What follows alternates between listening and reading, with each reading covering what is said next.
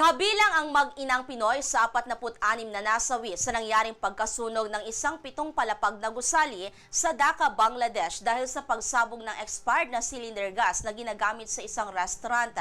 Nakilala ang Pinoy na si Hanilyn Rodriguez, 40 anyos, at ang anak nitong si Bianca, 18 anyos, na tubong sa Zamboanga City.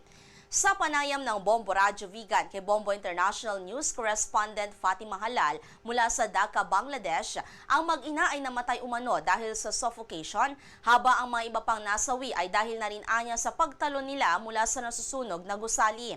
Idinagdag nito na ang kawalan umano ng disiplina at hindi pagtalima sa safety precautions ng mga ibang nagmamay-ari ng kainan ang isa sa mga nakikitang rason kung bakit nangyari ang sunog, gaya na lamang ng pagpapalit sana nila ng kada 2 o 3 buwan sa mga gas cylinder na ginagamit sa restaurant. Ang mahalaga lang kasi anya sa mga owners doon ay ang perang kanilang kikitain, kung kaya't minsan ay nakokompromiso ang kaligtasan ng mga tao. May kasama po palang nasawi sa Pilipina.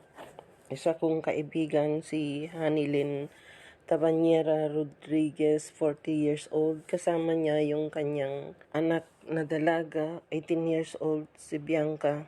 Sila ay taga Zamboanga City dyan sa atin. Sila ay nakatira dyan sa Billy Road dito sa Dhaka, Bangladesh. Lahat kami nabigla, mga Pilipina, dahil ang akala namin ay walang nakasama. Isa na sila sa mga nakahilirang mga bangkay doon. Nasuffocate po sila.